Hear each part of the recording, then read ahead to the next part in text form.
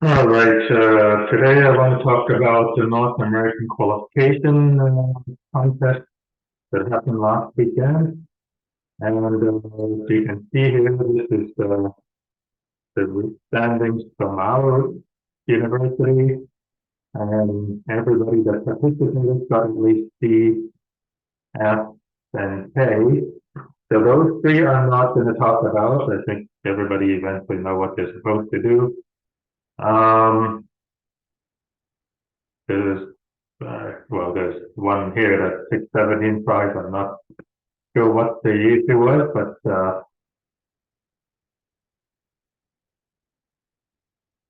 talk about that. I'm going to concentrate on the other problems.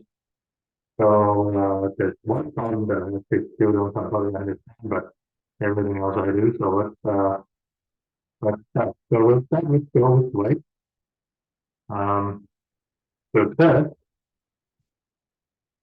so I'm not quite sure about this when I'm describing the problem because you probably read. If not, you can go read it before you listen to what I have to say. So anyway, the idea is that you have these numbers on a line, vertical line, and when they come falling down, and when they see a horizontal line, they must pick a turn. So one has to go down here, then come here, here, and eventually here. So you just have to follow it basically. So how's the input given? The first one is the number of integers, and n is the number of lines. So n is the number of vertical lines, m is the number of horizontal lines.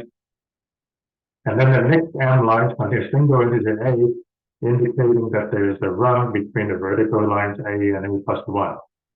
The rungs are listed in order from top to bottom, no two rungs of the same height. So basically what you have to do is, let me just look at this here. This example here, 4 and 5.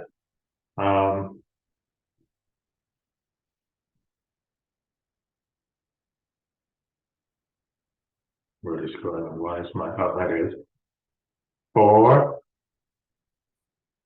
So this is 1, 2, 3, 4. So you maintain the array like this.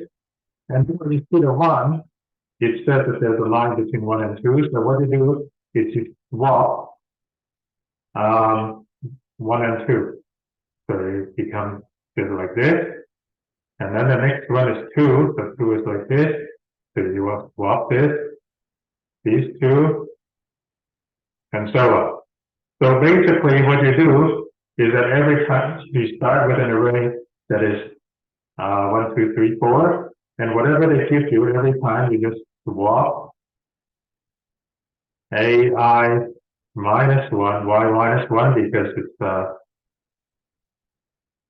0 base and they're using 1 base. But anyway, you just keep on reading these numbers and then we just keep on swapping. If this is I, you swap ai minus 1 and ai, and that's pretty much it. So just so to complete the example, so then the next one is to swap this one, so it becomes 3, 2, 1, 4, and then you swap these two, so it becomes 3, 2, 4, 1, and then finally you swap the middle two, 3, 4, 2, 1, and that's it. So you initialize the array from 1, 2, 3, 4, or 1 to n, and then for each number that you read, you swap the right head, and that's all you have to do.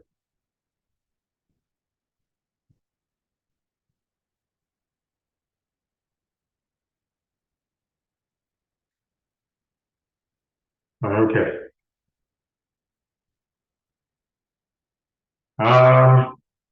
What's next? Maze man. Okay. Maze man, what you're supposed to do is that they're giving you a maze like this, and X and dots and A, B, C, Ds and so on. The entrances are A to W, and the entrances, I believe, are always on the outside, but I don't think it actually matters too much. If two doors are adjacent, players cannot move from one to another. Players can move through space and dots, moving over a dot each. You can move up, down, left, right. calculate the minimum number of players necessary to each all the reachable dots and how many dots are not reachable because they're walled off. So this is basically a very, yeah, there are no entrances in the middle of it. It doesn't really matter. This is actually a relatively simple graph search algorithm. And because it's graph search, you're looking for connected components where you basically start from entrance. So pick one of the entrance, doesn't matter which one, and you're gonna do them all anyway. Then for each entrance, and for each point, what do? You basically find connected component of dot and space. Okay, you cannot pass through walls, so X you don't pass through, but also you don't pass through other entrances because it's just if two doors are adjacent, you cannot pass through. Okay, and when you look at all these, then you mark them, right? So you can use depth first search, you can use breadth first search, or if you want, you can also use union find. There are many ways you can find connected components. Any of these is okay. If you don't know these algorithms, then I guess you should look it up. And you just basically find them, and then when you find them, right? So when you start from A, you're going to mark all of them because if there's another answer that's going to this block, you don't want to count them twice, right? So basically, then what you do is you start from the answer to see how many you mark. If it's non-zero, then you add it to the number of players that you need. Okay, so then you come here, make sure that you also consider spaces to be allowed, and then you mark up all of these things. All of these ones you mark off, and so on. And then at the end, you just say how many dots are not marked up. And that would be your answer.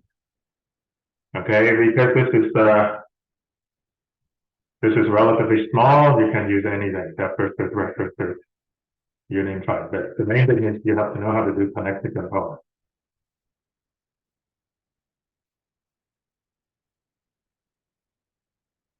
All right. What's next? Okay, I don't want to talk about movie night yet. So which one? J, somebody. Okay, J, room evacuation. So you have a grid again, okay, another grid, and this time the grid is only 20 by 20, and then you have some kind of a time from 1 to 200. There's a person where you started, there's an exit, a person, I think there could be multiple people, yes, and then pound signs are places that you cannot enter, dots are places that you can enter and pass through. How many people can you evacuated in this lot time? So everybody has to get to the answer, but there are kind of constraints. The constraint is that no two people can occupy the same cell at the same time. And they can only move north, south, east, west, move 1 second per second, 1 move per second. All right.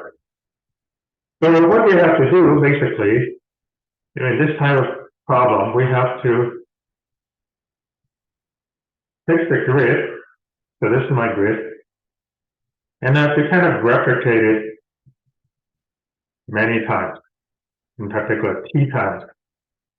Actually, 0, 1, 2, all the way up to t. And this is going to keep track of who is where at each time. And we replicate it so we can keep track of it. At the beginning, you have these people, and there will be a wall and so on, there's an exit. Okay, so we'll just do it like this, just have 2 people. For each person, then you can connect, this is going to be a graph. So you have 20 and by nodes here, so and by nodes in T plus 1 layers. So every time you have n minus n nodes.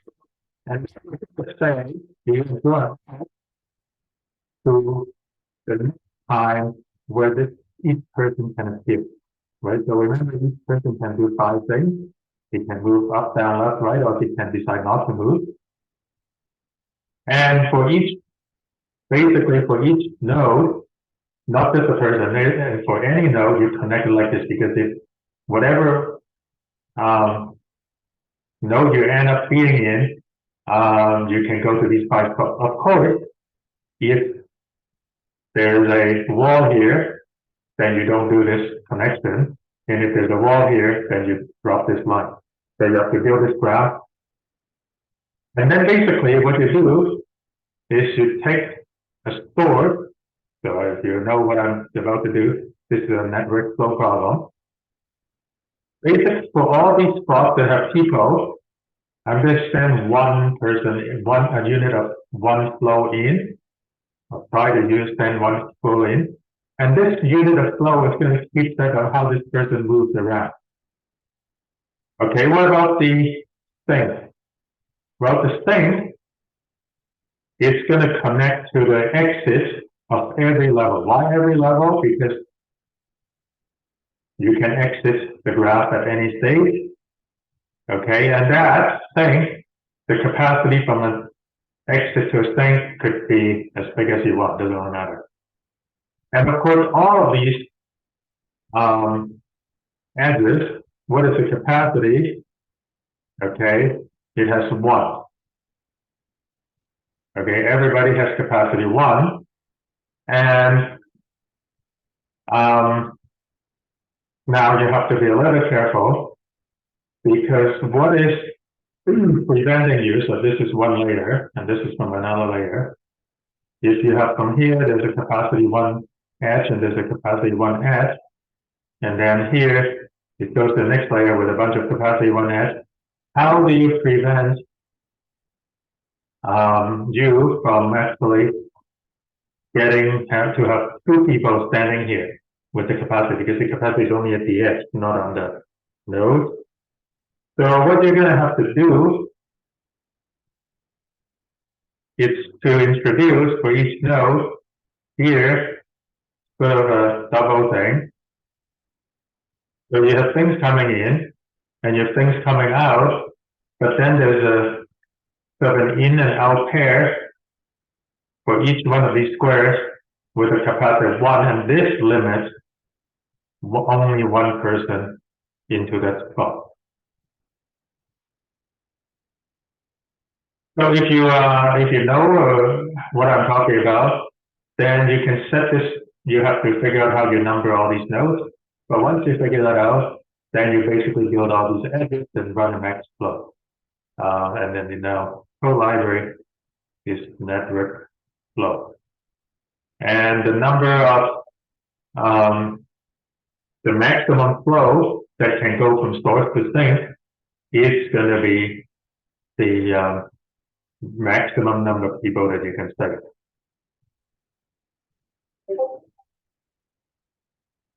Okay.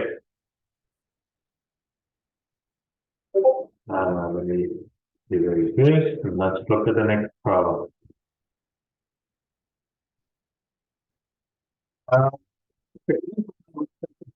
Also, because a lot of you are trying this problem, the concept that still we will see at least the first 2 teams, and unfortunately I couldn't quite get it. So again, I'm not really going to read the problem. So you have a grid of some kind, and they define 2 different half distance. One is called Manhattan distance, and the other is called Spidey distance. And Manhattan distance just says that if you're, let me use a different color. If you're here, and let's say you are, I don't know, maybe I draw a still bigger grid.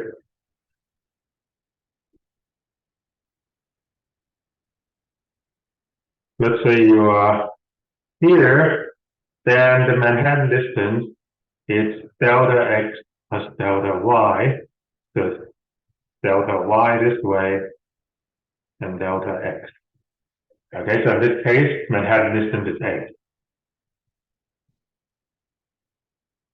Spider distance is a little bit trickier because, wow, you can go diagonally as well. And when you go diagonal, it costs you 1.5. So here, it's 1.5 twice, so it's 3, and then plus the 2 at the end. So the Spidey distance is 5. So Spidey distance usually is shorter. Well, they always, so no bigger than the Manhattan distance. And the question is, given a certain radius of Manhattan distance and a Spidey distance, how many points that are inside the Spidey distance are also inside the Manhattan distance? And you're supposed to show it as a fraction. So the 1,000 points and the 700 around, then you're supposed to write 7 over 10. So the way that I prefer to do it is to figure out one line at a time. So I have a grid, and I'm going to figure out for each line how many points are within the Spidey distances and how many points are within the Manhattan distances. So let's say that this is the origin, and I'm at a certain y. And I want to know, what is the minimum x and what is the maximum x. And actually, if you know what is the maximum x, the other one is the method. So you just have to figure out the right-hand point or the left-hand point, and then the other side you just negate it. So the first thing, the distances that they give you are at most 1 million.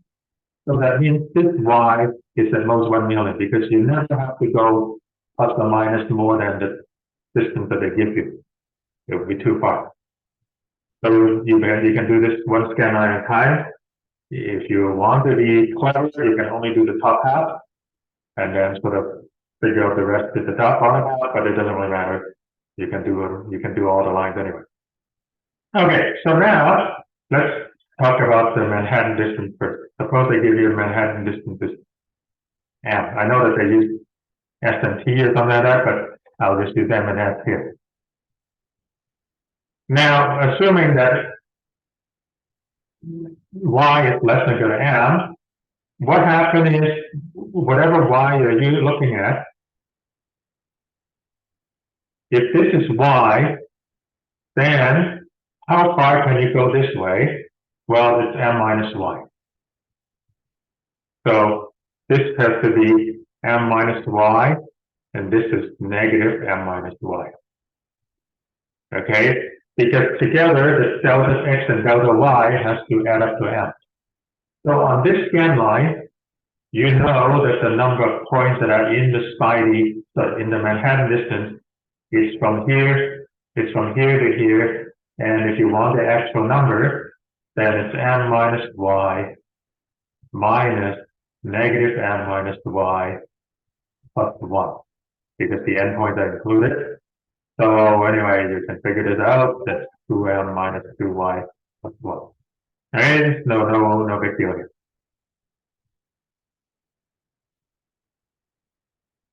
So I'll just say Manhattan distance at a particular y, it goes from plus or minus m minus 1. I'll just write it like this. Okay, so now let's look at what happens for Spidey distance. This is the one that's going to be a little bit more involved.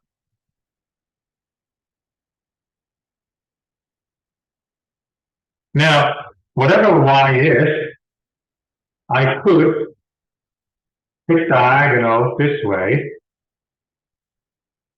at a distance of 1.5 times y. So I can go diagonal, and that would give me plus or minus y. Minus y that way. This side is plus, and this side is minus like this. And the question is, Is my spidey distance that I'm given, is this bigger or smaller than this 1.5? If S is bigger than or equal to actually, then after you do the diagonal, you still can move a bit more. How much more? Well, it's exactly S minus 1.5y. So it will be S minus 1.5y. That's how far you can move. Of course, this could be a fractional number, so you have to floor it. But the x, the y that you already moved. Okay, so this is how far you can go, and then the endpoints are plus or minus this. All right. What if you have the other direction? S is less than 1.5y. That means you can't actually go all the way this way. This is not going to work. You're already running out. So what you're going to have to do is you're going to have to figure out how many steps do you go this way, and then you do the rest like this. Okay, because you can do diagonal a certain amount, and then you must complete with this vertical line in that case.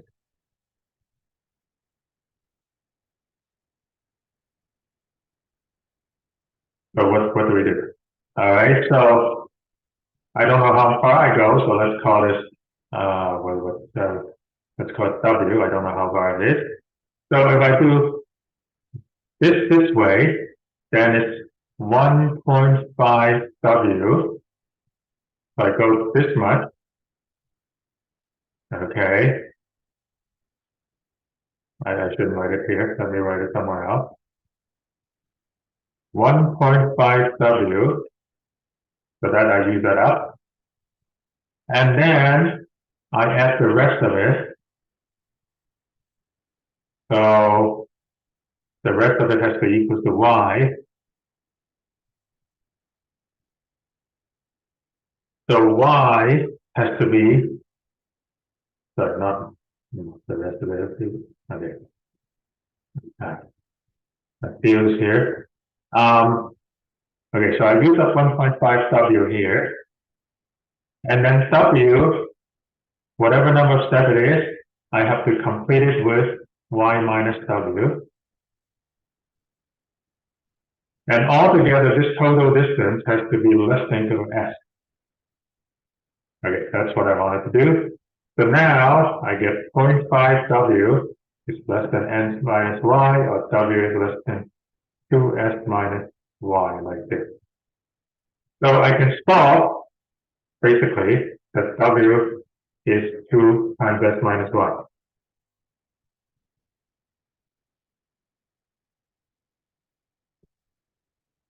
So now, how far can I go, right? Well, as far as I can go is 2 times S minus Y. Because once I go this far, then I just go straight up.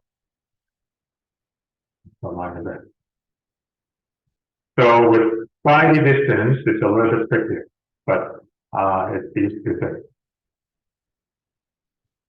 So now what? Okay, so now let me erase this.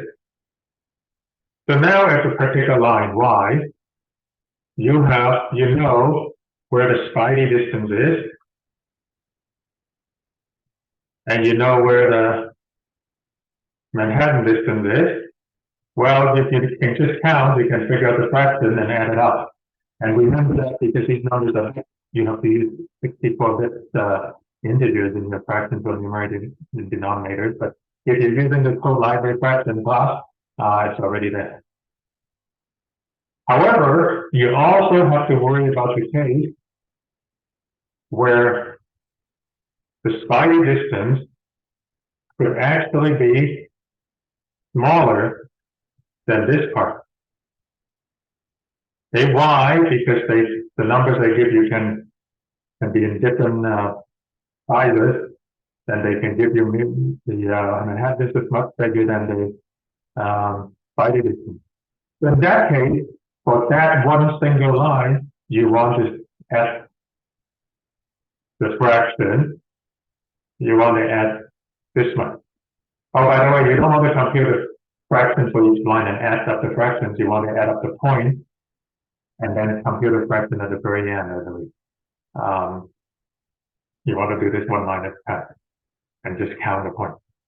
Okay, so anyway, if that's the case, then you got to basically count only this count for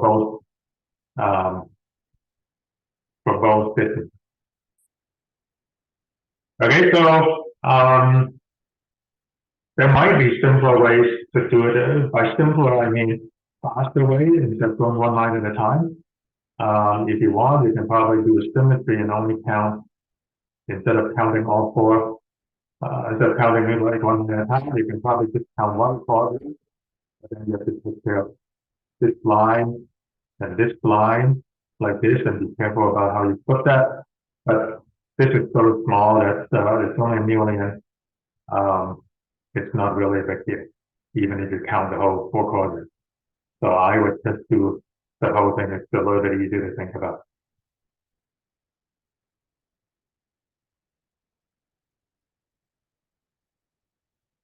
All right. Let's see what else is next. Pricing. Oh yeah, the platform pricing thing turns out to be a lot easier than I thought.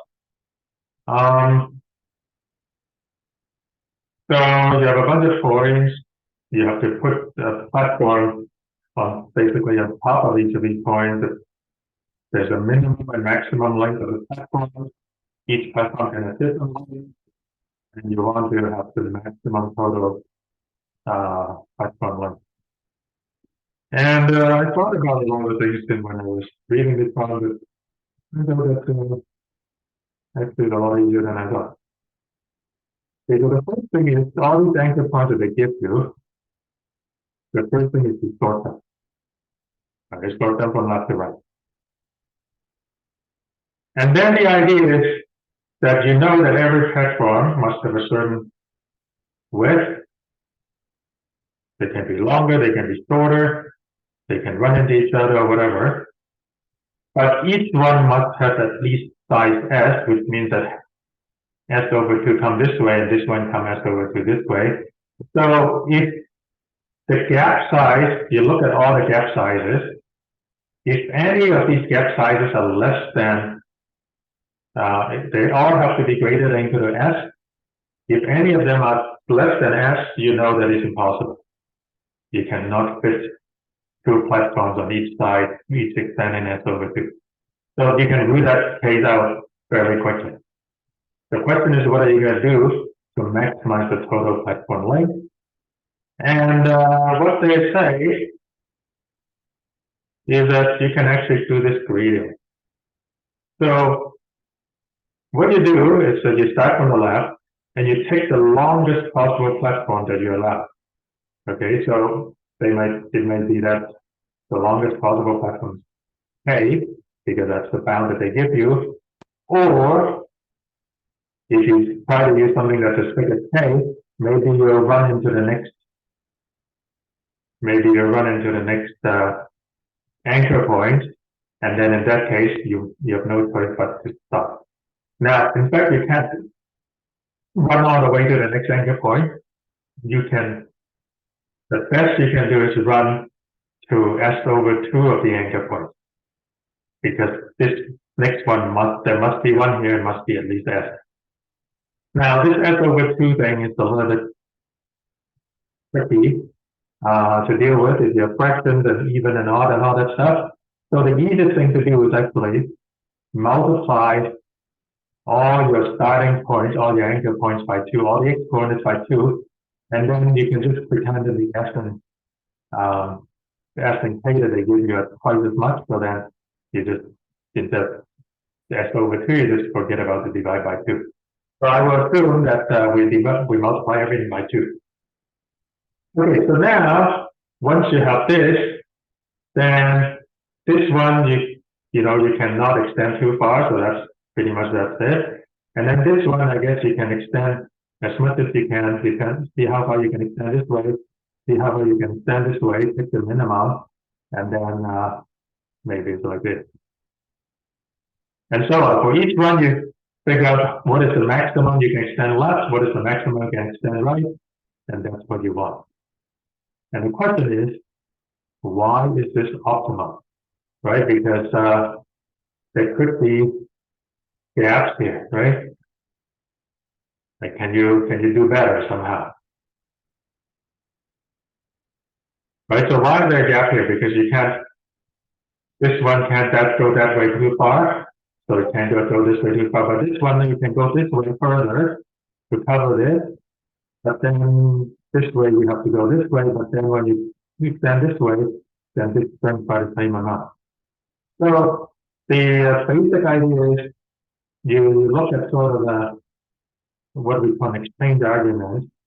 So you look at the greedy solution and you look at a solution that is supposedly optimal, but not the same as the greedy. So here you have a greedy algorithm solution.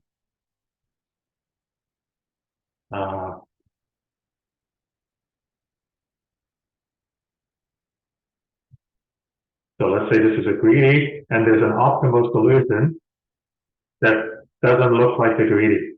Well, if it doesn't look like a greedy, then there must be a first place where it doesn't look the same. So maybe it looks like this. Okay, we don't care about the rest of it. Just look at this part. And the argument is that it doesn't look like greedy. You can mix this into greedy by expanding this. But of course, when you expand this, then you have to top this here. And the argument is that whatever you go here, nothing changes. You expand here, that doesn't cover, more or less. But when you increase this part, you string this part, so after you haven't changed the value of the total length of the platform. So you can show that this part of the greedy solution matches in terms of the optimality, the optimal solution. And then now you have basically shown that the optimal solution can be changed to greedy solution for this part. And then you look for the next part that's different, and maybe further down there's some other part that's different, and by induction you can do this again and again. And then you show that the greedy solution and the optimal solution is basically the same. Now, there's also a different way of looking at this. You can look at this with a max flow problem where each of the gaps, so if you have gaps, so again, we assume that you can do it. So everybody has at least a platform of size. Well, I'll put 2x because I double everything. Every anchor point already has 2x here. And then these gaps, so the front and end is easy because they're infinite gaps. But these gaps here, called G1, G2,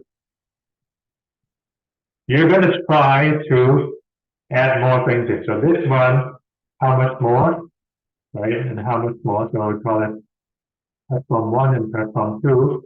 So platform 1 and platform 2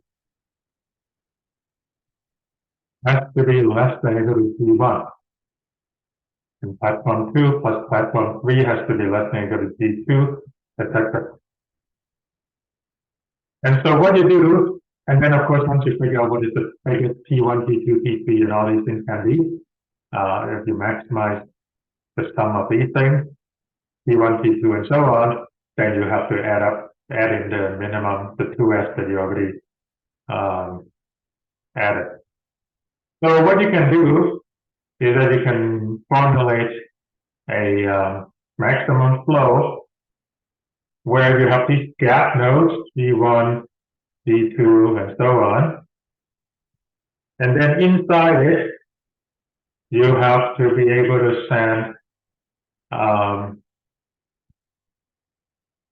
these platform length, so that basically, the platform, and then out comes the gap size. I guess I just write P1 here, and then the P2 and P1 like this. And then you try to figure out what is the maximum length you can pass through.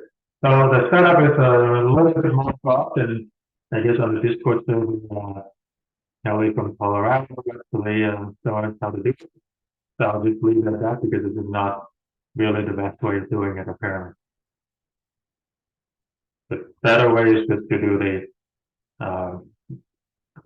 3D. All right, there are these four problems left.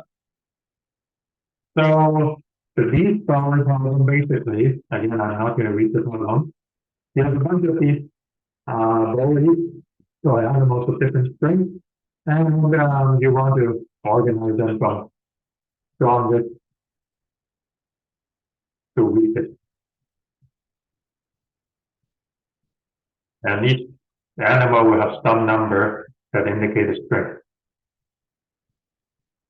Now the idea is that you want to gang up on the weak ones to get rid of them, but you yourself want to make sure that you don't get ganged up and get eliminated. So obviously the first one, the strongest one, always gang up, always try to pick out as many animals as you want. And the weakest one always defend. So, but we want to look at, for any particular one, what is the strategy here? If any particular animal wants to get rid of as many of them as possible, but somehow needs to be safe. So how am I going to be safe, right? I look at the people about me, so I have a bunch of previous sum of all the animals that are stronger than me.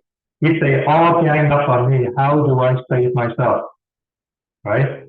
So how do I save myself? I have to make sure that I find a certain subset of the mixed chunk so let's call it the defender sum. I want the defender sum to be at least as big as the P sum. Right? So whoever, if I'm here, I look at people about me, and I'm going to get killed unless I can collect enough people that can help me defend. And now, not if these are the people left, and then let's say all these other people are gone, then what's going to happen is a stalemate. Because this group of people are always going to defend. This group of people are always going to try to give it about more things. And these group of the weaklings that are defending together will just stay. Okay? So what we're going to do is we're going to look for structures like these, where we're going to look and say, can I collect enough people below me, right, that will defend together with me against people on top of it. At some point, I will not be able to do it because at some point, maybe all of these things, if you get all of them up, it's going to be less than equal to the prefix sum, and then all of these people are going to die.